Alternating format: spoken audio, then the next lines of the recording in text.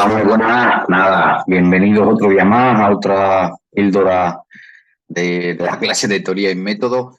Y nada, y como siempre, os recuerdo que este vídeo está hecho en proceso para los estudiantes de cuarto de geografía de la asignatura Teoría y Métodos de la Universidad de Extremadura. No obstante, si os lo encontráis por lo que sea en internet, porque yo siempre lo subo a mi canal de YouTube, pues nada, si os puede servir de algo, pues aprovechadlo y ya está. Por eso está hecho para que se hagan públicos. Nada, la píldora de hoy que va un poco por seguir reforzando todo lo que vamos viendo en las clases presenciales, la titulo Las escuelas del siglo XIX, pero en realidad se podría decir que son las escuelas geográficas del siglo XIX y principios del siglo XX. Lo que quiero más o menos es que os hagáis una idea de lo que se ha dado en denominar la escuela alemana, la escuela francesa, incluso algunas alternativas paralelas que se estuvieron dando a esa llamada escuela alemana y escuela francesa. Una cosa importante, que es cuando, aunque en este caso vamos a hablar de escuela alemana, de escuela francesa y también de la geografía del paisaje, en este caso, sobre todo lo que quiero es que no, aunque hay a veces que se tiende a generalizar, no os quedéis con el cliché de que la escuela alemana era de una manera, la escuela francesa de otra, etcétera. ¿Por qué? Porque siempre se tiende a decir que la escuela alemana iba más por la geografía física, predominaba el determinismo, y en cambio la escuela francesa se iba más por la geografía humana, predominaba el posibilismo, y eso no es cierto en absoluto. De hecho, yo ahora a lo largo de esta píldora, además otras cosas que hemos visto en clase, os voy a enseñar algunos autores, aunque lo vamos a ver de manera bastante breve, como unos 10, 11 autores, algo así vamos a ver, en el que quiero que comprendáis que esa generalización no es del todo correcta. ¿Por qué? Porque dentro de la escuela alemana había geógrafos físicos, había geógrafos humanos, había deterministas, había posibilistas, y en la escuela francesa exactamente igual. Es decir, ¿qué es lo que ocurre? Que probablemente los geógrafos más famosos de la escuela alemana han sido conocidos por ser deterministas, los geógrafos más famosos de la escuela francesa, como por ejemplo Paul Vidal de la Blas, se los reconoce más por ser posibilistas, y esa es la razón por la que se tiende a hacer esa simplificación. Pero bueno, dicho esto, sobre todo lo que yo voy a hacer es explicaros algunos autores que pertenecían a esas escuelas, y no quiero que os quedéis con ese cliché. No obstante, sí que es verdad de que igual los deterministas más famosos formaban parte de la escuela alemana, y quizás los posibilistas más famosos o el posibilista más famoso formaba parte de la escuela francesa, ¿no? Pero bueno, en este caso simplemente es para que vayamos, mi objetivo didáctico, digamos, de esta píldora es que os quedéis con los nombres de esos autores que son más relevantes en ese periodo histórico concreto. Pues dicho esto, os vuelvo a lo que ya hemos visto en las otras clases, a este eje cronológico. ¿Desde cuándo a cuándo vamos a hablar? Pues yo voy a hablar desde Karl Ritter, que se podría decir que fue quizás el primer profesor de geografía que ha habido en el sistema universitario, que es de principios del siglo XIX. En 1820 fue cuando lo ocupó la cátedra de geografía en la Universidad de Berlín. Y después lo que voy a hablaros, digamos, hasta finales del XIX, principios del XX, que es el contexto más o menos en el que aquí representaríamos la obra de geografía política de Friedrich Ratzel, o cuando Paul Vidal de la Blas ocupó su cátedra de geografía en la Sorbona. Digamos que ese es el contexto en el que quiero que hablemos. Ya hemos abandonado Humboldt, que eso lo vimos en la siguiente píldora, y digamos que lo que va a ocurrir en el siglo XX, más o menos del periodo post Segunda Guerra Mundial aproximadamente hasta prácticamente todo el siglo XX, porque nos meteremos en todas esas corrientes. Ahí ya sí, eso lo veremos ya en las siguientes clases y en la siguiente píldora, ¿no? Pero bueno, ya que os hagáis una idea, no sé lo que durará esta píldora, da igual si dura 30 minutos, 35, 40, eso es lo de menos. Yo lo que quiero es que os quedéis un poco con la idea de personajes famosos, y que cuando hablemos de la escuela alemana, pues por lo menos nos suenen geógrafos alemanes famosos de aquel tiempo, geógrafos franceses famosos de aquel tiempo, incluso veremos un geógrafo americano que también fue famoso y relevante para la geografía, ¿no? Dicho esto, empiezo un poco explicando. En este caso os hablo de un pionero, es decir, ya os hablé de Humboldt y ahora os hablo de un pionero de Carl Ritter, porque Carl Ritter ocupó, digamos, la primera cátedra de geografía de, digamos, muevo la pantalla para que lo veáis perfectamente, la primera cátedra de geografía de la Universidad de Berlín. Es decir, Carl Ritter se podría decir que fue el primer profesor universitario de geografía. En este caso, Carl Ritter, aunque no sé hasta qué punto podría decirse que es quizás el pionero de la escuela alemana, sobre todo lo que quiero que entendáis con él es que Carl Ritter fue muchos autores hablan de que fue el precursor del determinismo. ¿Por qué? Porque Carl Ritter en algunas de sus obras habla de, digamos, da como una especie de visión orgánica o a los países, a las unidades territoriales, etcétera. Y de ahí viene lo del concepto de determinismo que ahora os explicaré, ¿no? Entonces, en cierta parte hay algunos autores que dicen que Carl Ritter fue el precursor del determinismo, ¿no? En este caso, aquí veis algunas de sus obras, ¿no? Como el estudio de la Tierra y su relación de la naturaleza con la historia de la humanidad, de los hombres, que es Menschen en alemán, etcétera. Pero aquí hay una frase de cómo él identificaba a la geografía. Dice, la Tierra es un individuo cósmico con una estructura particular, un ens o un ente sui generis con un desarrollo progresivo. Dice, la exploración de esta individualidad de la Tierra es la tarea objeto de la geografía. Es decir, que lo que viene un poco a decir es que el geógrafo se tiene que dedicar a estudiar esta individualidad de la Tierra, ¿no? Pero bueno, este caso simplemente con Carl Ritter es para que os quedéis con el nombre de un pionero, que os quedéis también con la idea de que muchos autores identifican a Carl Ritter como el primer precursor del determinismo, que ahora explicaremos qué, y bueno, y la manera, o digamos que ese objeto de estudio que Carl Ritter dice que tiene que tener la geografía, ¿no? Dicho esto, a ver si consigo volver a tener, perdona, a ver si aquí, a ver si ya tengo el control, porque he tenido que tocar aquí una cosa para que se viera aquí. Ahora vamos al tema de lo que es el determinismo y el posibilismo, sobre todo porque en cierta parte entender las escuelas geográficas del siglo XIX y principios del XX sin comprender qué es el determinismo y el posibilismo, digamos que es realmente difícil. Lo primero que quiero que lo entendáis en general, el determinismo y el posibilismo, aunque yo aquí os pongo una broma de Leo Messi y Cristiano Ronaldo, no es que exista rivalidad ni nada por el estilo. Lo que pasa es que se supone que son dos ideas que entre ellas se contradicen y por tanto imagino que no se puede ser determinista y posibilista al mismo tiempo, ¿no? El determinismo y el posibilismo son dos ideas filosóficas. El determinismo parte de la premisa de que todo lo que ocurre, digamos que está predestinado. Es decir, el determinismo rechaza algo así como el libre albedrío o simplemente viene a decir que, bueno, en este caso los países, las personas, las cosas, las consecuencias ocurren porque por la razón que sea hay como una especie de plan predeterminado y por razones genéticas o por razones biológicas o por razones psicosociales o por lo que sea, ocurre. Digamos que vienen a decir que el individuo en cierta parte es como si fuéramos una historia que ya se ha escrito previamente o fuéramos un videojuego que ya está programado y simplemente las cosas pasan. Digamos que a grandes rasgos y de una manera muy simplificada, que esto igual si lo escucha un filósofo me quema la hoguera, pero es para que de una manera sencilla entendáis lo que es el determinismo, ¿no? En el caso del posibilismo, digamos que contradice el determinismo porque parte de la premisa de que el individuo puede optar entre muchas posibilidades. Y en cierta parte lo que viene a decir es que el individuo acaba construyendo su propio camino, ya que de las múltiples posibilidades que en cada contexto se le ofrecen, tiene la posibilidad de seleccionar la mejor para él. Entonces, en este caso, lo que es determinismo posibilismo, si añadimos el adjetivo geográfico, lo que en realidad es simplemente lo que estamos intentando es dar una explicación geográfica a estas dos corrientes filosóficas, ¿no?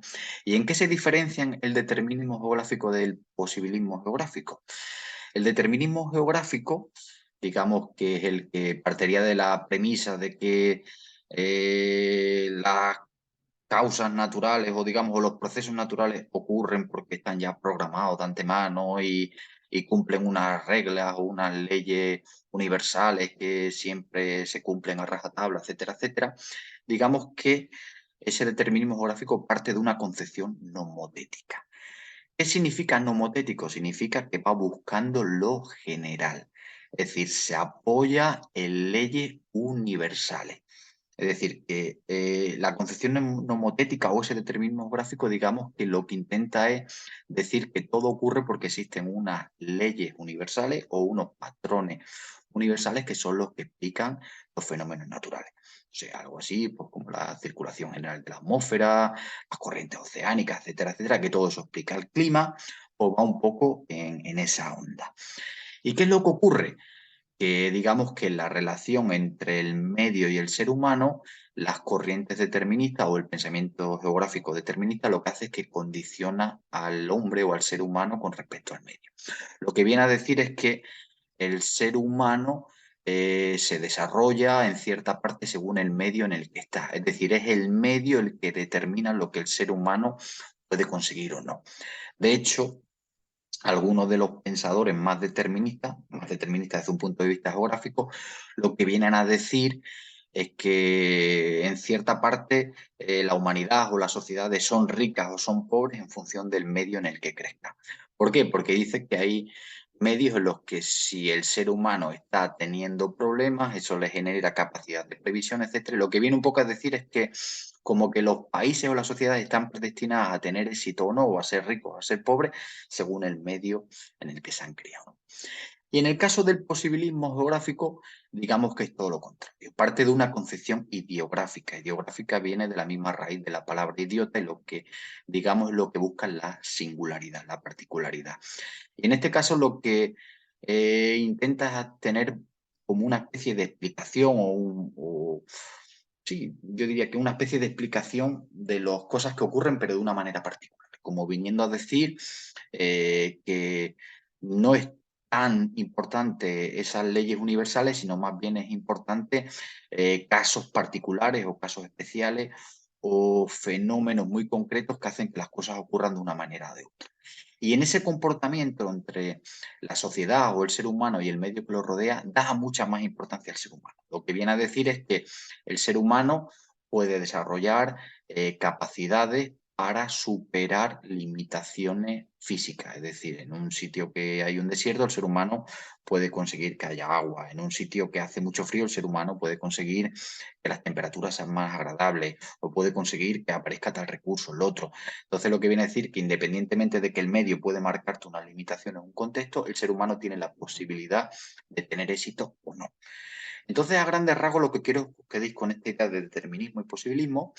¿Por qué? Porque os voy a hablar de algunos autores que tienen el San Benito o digamos tienen la consideración a posteriori de ser deterministas o posibilistas. No obstante, algunos de ellos son de la escuela alemana, algunos de ellos son de la escuela francesa y lo que quiero simplemente es que no asociéis determinismo a escuela alemana y posibilismo a escuela francesa, sino asociarlo a autores muy concretos, que pueden ser de la escuela alemana o de la escuela francesa, pero que por lo menos comprendamos bien lo que es determinismo, lo que es posibilismo y lo que es determinismo geográfico y posibilismo geográfico, ¿no? Dicho esto, ahora ya paso a la batería de autores. He hablado de Karl Ritter como el pionero de todo. Bueno, hablé el otro día de Humboldt, bueno, los otros días de Humboldt, ahora de Karl Ritter y ahora os voy a hablar, digamos, de estos geógrafos famosos de finales del XIX y principios del siglo XX, de geógrafos que por lo menos yo creo que si queremos tener una cultura general de geografía que justifique que tengamos nuestro título de graduado o graduada en geografía, que por lo menos sepamos un poquito de ellos, ¿no? Bueno, dentro de esta línea, quiero empezar por, digamos, dentro de es como un elenco, es como si estuviera dando una alineación de futbolistas o como estos vídeos de YouTube en los que salen las 10 películas más románticas, las 10 películas más belicosas, o algo así, es un poco como una lista de autores que yo creo que merece la pena que sepáis, ¿no? Primero os voy a hablar de autores alemanes, después de autores franceses y después os voy a hablar de la geografía cultural, que es como otra especie de tercera vía o tercera corriente que hubo ahí. El primer autor del que os voy a hablar es un autor alemán que es Friedrich Ratzel, que Friedrich Ratzel hay muchos geógrafos que lo consideran como el más determinista de todo, ¿no? Y en el caso de Friedrich Ratzel, digamos que, aunque yo estoy de acuerdo en que era determinista y probablemente sea como el autor más determinista, puede que sí, yo diría que estoy bastante de acuerdo en esa afirmación de algunos autores, pero bueno, digamos que el gran legado que Friedrich Ratzel ha hecho es, Friedrich Ratzel, uno de los libros que publicó fue Antropografía, y fue el que en cierta parte creó como esa rama o yo qué sé, o corriente o forma de pensar. Y también se le considera pues, como el creador de la geografía política, ya que una de sus obras culmen en su carrera fue Politische Geografía, que es geografía política en alemán, ¿no? Y en este caso, Ratzel lo que hacía, digamos que incluso algunos dicen que es el padre de la geopolítica, lo que intentaba era explicar qué relaciones existían entre el espacio geográfico o el medio y la población.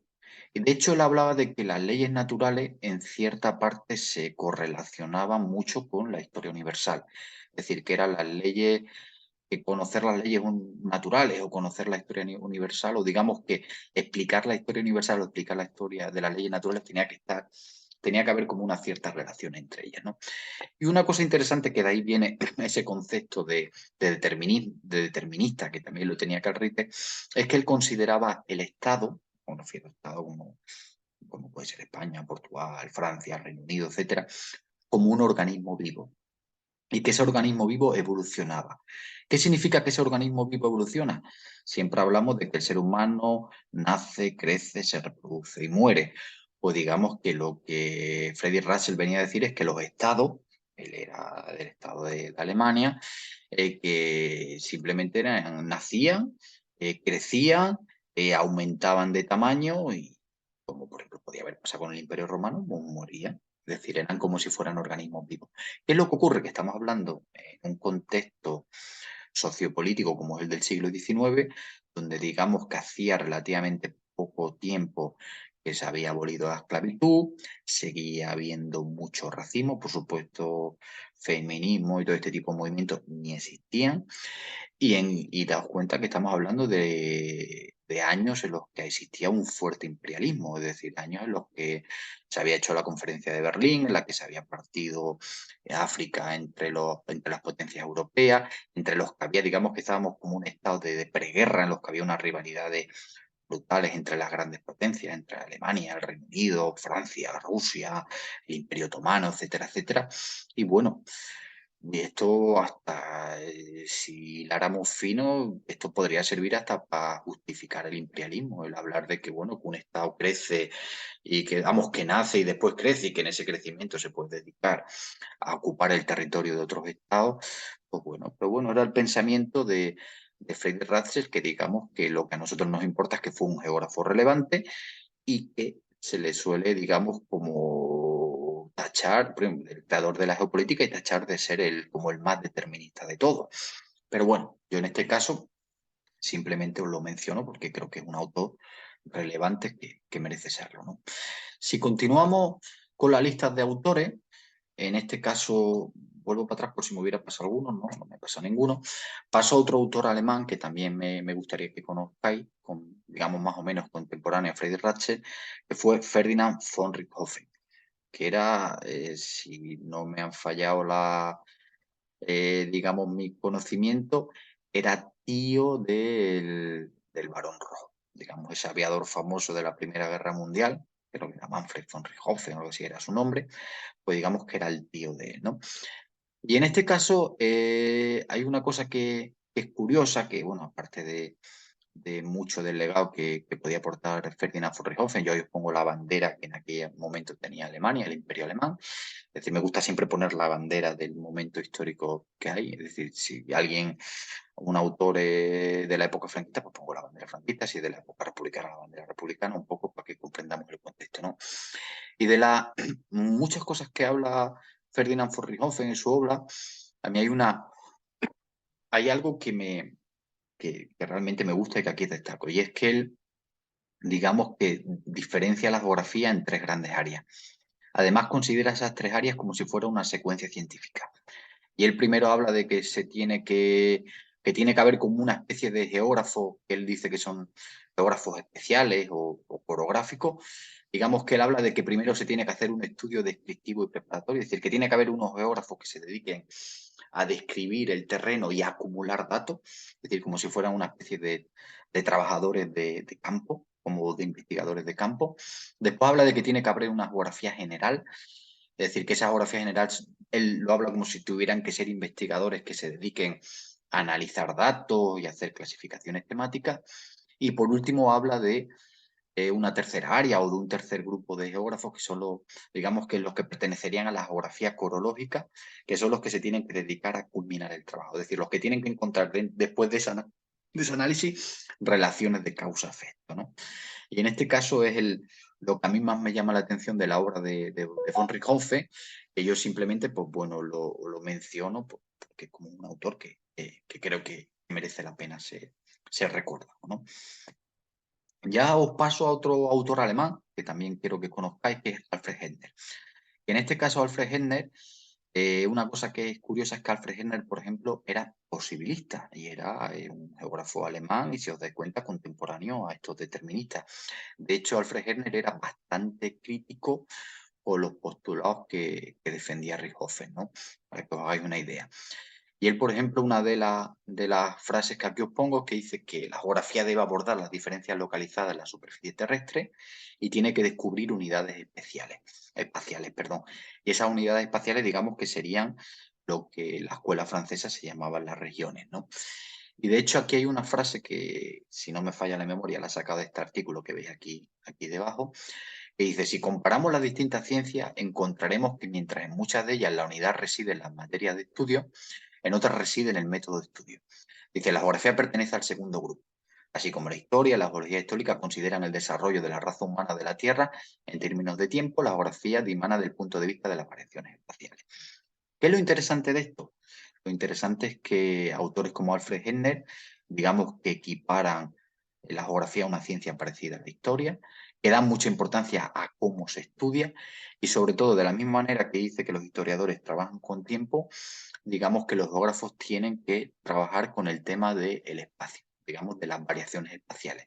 De ahí de la importancia de estudiar unidades espaciales por regiones. Y bueno, en este caso de Alfred Henner, pues simplemente es por poneros un ejemplo de un geógrafo de la escuela alemana que no era determinista. Es decir, para que en cualquiera de los casos, si nos hablan de determinismo o posibilismo, que no asociemos determinismo con la escuela alemana como algo exclusivo, ¿no? Ahora ya doy el salto a algunos geógrafos franceses también famosos. Digamos que el geógrafo francés de finales del XIX, principios del siglo XX más famoso, incluso de él se habla de un enfoque, Paul Vidal de la Blache. Cuando escuchéis la palabra enfoque vidaliano, digamos que lo que se está es un poco explicando la manera de hacer geografía que tenía Paul Vidal de la Blache. Paul Vidal de la Blache fue catedrático de geografía de la Sorbona, antes había estado trabajando en Grecia y digamos que él le importaba mucho la interacción que había entre el ser humano y el medio, ¿no? Digamos, o el lugar donde vivía. Y sobre todo a Paul Vidal de la Blas, pues se le conoce por su tesis doctoral, que aquí la veis. Él hizo, se llama Tableau de la Géographie de la France, y en este caso lo que hace Paul Vidal de la Blas, pues es estudiar Francia y sus regiones. De hecho, muchos de sus discípulos lo que hicieron fue estudiar regiones en concreto, no sé, como si aquí ahora estudiáramos Extremadura, Castilla-La Mancha, Andalucía, etcétera, etcétera, y la estudiáramos desde un punto de vista integral, teniendo en cuenta factores físicos y factores también antrópicos, ¿no? Factores humanos, ¿no? Y en este caso, Paul Vidal de la Blas, que de él surgieron muchos discípulos y digamos que él es en cierta parte esa escuela regional francesa, yo diría que él es el padre. Él decía que las ciencias humanas son distintas de las ciencias naturales, ¿no? Y sobre todo una cosa importante es que dice que, os decía que la geografía se tiene que encargar del estudio de las regiones. De hecho, mete un concepto que es el concepto de géneros de vida, que bueno, que es un concepto que se usa en geografía, se usa mucho en teoría y métodos para entenderlo, pero bueno. ¿Qué es lo que al final interesa? Que autores como Paul Vidal de la Blache, digamos que lo que pone es el foco en la región. Eso sí, no son ni geógrafos físicos ni geógrafos humanos, porque yo a muchas personas les escucho decir, oye, que esta gente estaban obsesionados por la geografía humana. No. De hecho, cuando muchos digamos, de esta escuela francesa eran geógrafos físicos muy conocidos y conocidos, digamos, a posteriori. Entonces, en este caso, digamos que Paul Vidal del hablar, es decir, que el área de estudio o lo que se tenga que estudiar sea una región, no significa que en esa región se tienen que estudiar aspectos físicos como la geología, la dafología, la climatología, pero también se tiene, o la hidrología, también se tienen que estudiar aspectos humanos, como la población, la economía, etcétera. Digamos que más bien yo diría que son precursores de lo que aquí en España llamamos el área de análisis geográfico regional, para que nos hagamos un poco la idea, ¿no? Son como más investigadores o geógrafos integrales que en particular que geógrafos físicos o geógrafos humanos, ¿no? Por seguir un poco con estos autores franceses, ya os voy a poner ejemplos de autores franceses que son, podrían decirse que son discípulos de Paul Vidal de Blas y que son famosos precisamente por ser geógrafos físicos, a pesar de que se los podría poner dentro de esa escuela regional francesa. Hay muchos de ellos. Ya cuando estudiasteis paisaje, sociedad y territorio conmigo os hablé de ellos, pero por ejemplo menciono Albert de Mangeon. Albert de Mangeon es un geógrafo físico francés muy famoso. De hecho, aquí os pongo un artículo que si lo queréis leer merece la pena. De hecho, lo voy a buscar y lo voy a poner también en el campo virtual, que se llama así, Albert de Mangeon, pilar de la Escuela Francesa de Geografía, ¿no? Y bueno, simplemente pues, por poner un ejemplo de Albert de Mangeon, que hoy en día podríamos decir prácticamente que es más bien un geomorfólogo, para que no nos hagamos una idea, ¿no? Pero bueno, yo os lo menciono. O, por ejemplo, Emmanuel de Marton, es decir, que creó el laboratorio Postel, etcétera, etcétera, dentro del trabajo en la Universidad de Rennes, en la Sorbona. Pero Manuel de Marton, aparte de que uno de los primeros tratados de geografía física que se hicieron lo hizo él, y que generaciones enteras han estudiado geografía física siguiendo el tratado escrito por Emmanuel de Marton, muchos lo conoceréis y lo habréis hecho miles de veces en climatología, en biogeografía y en otras asignaturas, por el famoso índice de aridez de Marton. Ese índice de aridez en el que se dividía la precipitación total anual por la temperatura media anual más 10. Y según eso salía el tipo de clima, si era clima desértico, estepario, semiárido, húmedo, etcétera, ¿no?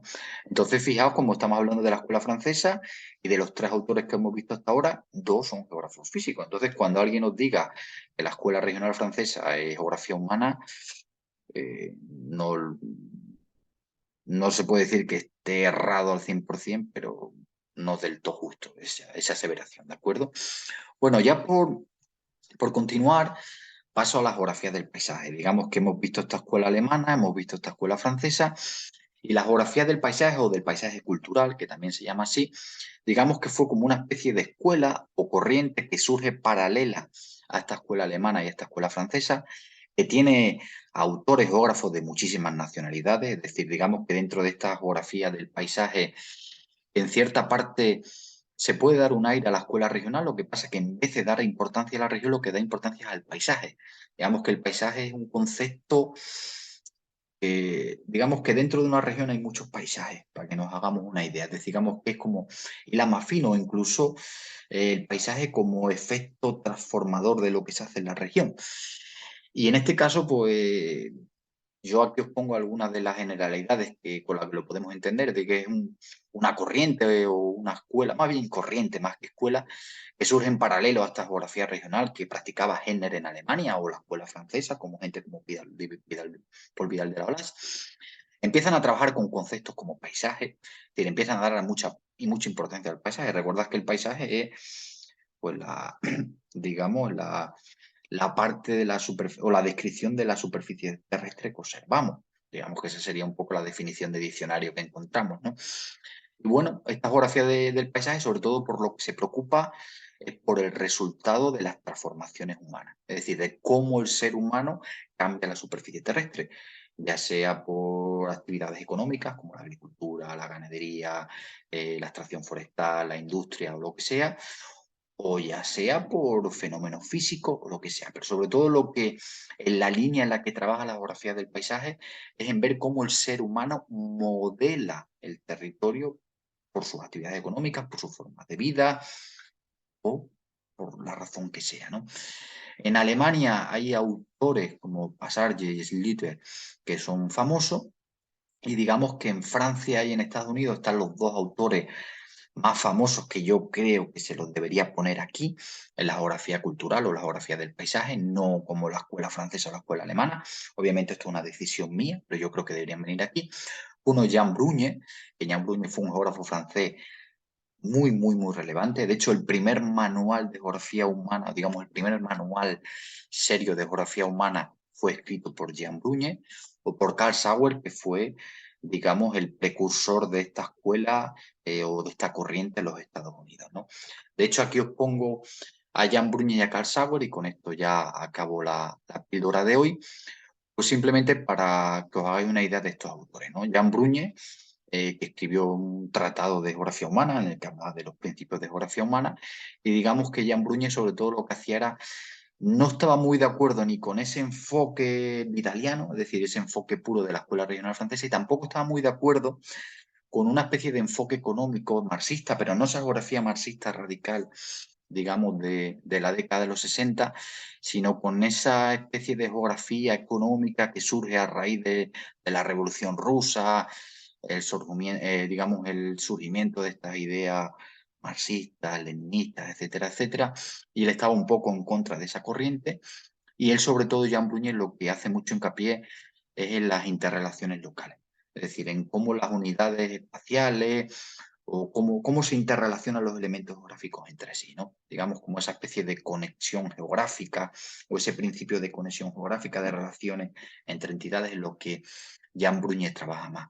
Y en el caso de Carl Sauer es, digamos que sería el referente americano de todo esto que estamos viendo, pues digamos que Carl Sauer formaría parte de como esta especie de geografía cultural o geografía de paisaje de Berkeley, en California. Y es curioso porque él fue discípulo de Salisbury, que Salisbury es un morfólogo estadounidense muy famoso del siglo XIX, principio del XX, y algunas de las obras, como Pason, Una Good Earth o La morfología del paisaje, son algunas de las obras famosas de Carl Sauer, ¿no? Que si tenéis la oportunidad de leerla o simplemente con nada que indaguéis, hay miles de vídeos de YouTube en español, en inglés, que hablan de estos autores, con nada que indaguéis sobre ellos, veréis que la manera que tienen de trabajar no es del todo igual a la de estos autores alemanes y franceses que hemos visto antes, y sobre todo, y algo importante y que a mí me incumbe porque también os tengo que impartir paisaje, sociedad y territorio, o llevo años impartiéndola, es que son de los primeros autores que realmente le están diciendo a los geógrafos, oye, el paisaje es importante, el paisaje hay que estudiarlo, el paisaje forma parte de la geografía, es un concepto importante, tenemos la necesidad de trabajar a escala de paisaje, etcétera, etcétera, ¿no? Entonces ya para capitular, que con esto ya voy cerrando, quedaos simplemente con esa idea de lo que es determinismo y posibilismo, simplemente para que entendáis qué es cada cosa. Comprendéis a Karl Ritter como un pionero de todo esto. Y dentro de estos autores alemanes, pues yo os he mencionado a tres, aparte de Ritter, os he mencionado a Friedrich Ratzel, a von Richthofen y también a Alfred Hettner. Dentro de la escuela francesa me he quedado con tres autores, aunque ya en paisajes os hablé de muchos más, que simplemente son Paul Vidal de Lablat, de Mangeon y de Marton, porque os quedéis con algunos. Y dentro de esta geografía del paisaje, pues he mencionado a Jan Bruñes y a Carl Sagan. Probablemente el cuestionario que hagamos para practicar, para preparar el examen, pues haré preguntas sobre estos autores y un poco pues que comprendamos la obra. Obviamente no tenemos por qué aprendernos de memoria todas las cosas que aquí he dicho, pero por lo menos que estos autores nos suenen, de qué iban, qué decían, cómo pensaban, cómo veían ellos que se tenía que estudiar la geografía. Esa es la idea un poco con la que nos quedemos. Y sobre todo, y ya con esto acabo, dejo de compartir el pantalla y acabo ya la píldora, por favor, no os quedéis con esa idea de escuela alemana determinista y se dedican a la geografía física, de escuela francesa es posibilista y se dedica a la geografía humana. No. Hablar de determinismo o de posibilismo o hablar de geografía física o de geografía humana es algo que como mucho, mucho lo podemos atribuir a autores puntuales. Aunque esos autores sean más famosos o menos, porfa, quedaos con esa idea, porque a mí me lo enseñaron de esta manera que yo os he dicho, y es que, aunque pueda tener una parte de verdad, no es del todo correcto. Entonces, como en la universidad se supone que nos tienen que enseñar a ser críticos, yo os digo esto porque sois críticos. Bueno, dicho esto, ya dejo de compartir pantalla, me despido como siempre y nada, lo mismo de siempre. Estudiad mucho, preparad la asignatura en serio y nada, y que os sirva por lo menos para que os hagáis una idea de cómo era la geografía a finales del XIX y principios del siglo XX. La siguiente píldora, en las siguientes clases presenciales, ya nos metemos con el siglo XX. No vamos a entrar en el siglo XXI porque ya es lo que vivimos, pero sobre todo con esas corrientes del siglo XX, de esa llamada revolución cuantitativa, de esas corrientes críticas desde varios puntos de vista que surgieron después y quedarnos un poco con esa idea, incluso con lo que han llamado después la geografía de la posmodernidad, etcétera, etcétera. Y bueno, que al final nos vayamos quedando con una idea y que acabemos la carrera por lo menos sabiendo cómo ha sido el pensamiento geográfico a lo largo de la historia. Bueno, dicho esto, como siempre, gracias por atenderme y nos vemos en clase. A estudiar. Adiós.